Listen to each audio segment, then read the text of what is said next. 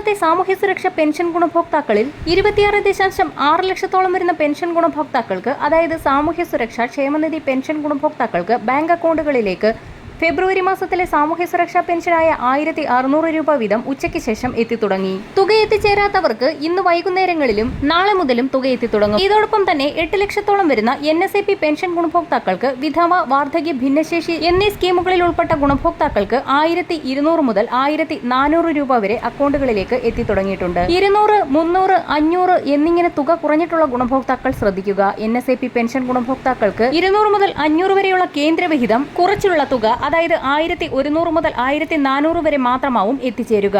കേന്ദ്രവിഹിതം കേന്ദ്രം വിതരണം ചെയ്യുന്ന സാഹചര്യത്തിൽ ഗുണഭോക്താക്കളുടെ ആധാറാധിഷ്ഠിത ബാങ്ക് അക്കൗണ്ടുകളിലേക്ക് പിന്നീട് എത്തിച്ചേരും. 24 ലക്ഷത്തോളം വരുന്ന സഹകരണ സംഘം ഉദ്യോഗസ്ഥർ വഴി തുക സ്വീകരിക്കുന്ന ഗുണഭോക്താക്കൾക്ക് നാളെ മുതൽ സംസ്ഥാനത്ത് പെൻഷൻ വിതരണം സജീവമാകും.